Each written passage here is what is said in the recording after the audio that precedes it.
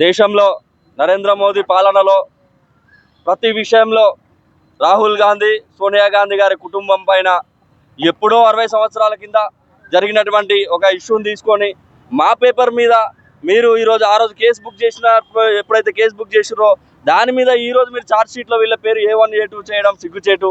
ఎందుకంటే నరేంద్ర మోడీ రాబోయేది గుజరాత్ ఎలక్షన్ల మొన్న జరిగిన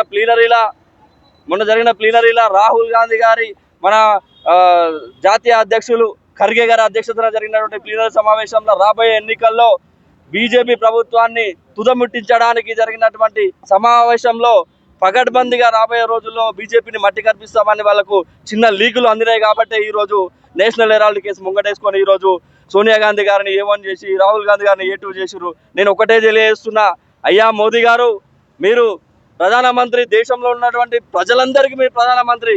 కేవలం నీరవ్ మోదీకో అంబానీకో వీళ్ళకు పెద్ద ఎత్తునటువంటి బడా వ్యాపారులకు కాదు, కేవలం ప్రజలను మీరు పట్టించుకోవాలని చెప్పి తెలియజేస్తూ, రాబోయే రోజుల్లో మీరు కనుక ఇలానే మా నాయకుల మీద అక్రమ కేసులు బనాయించి వాళ్ళని ఇబ్బందుల పాలు గురి చేసే ఆలోచన మీకుంటే మాత్రము మీ బీజేపీ నాయకులను, ఎంపీలను, కేంద్ర మంత్రులను తెలంగాణ రాష్ట్రంలో ఎక్కడ కూడా తిరగనీయమని తెలియజేస్తూ హెచ్చరిస్తున్నాం.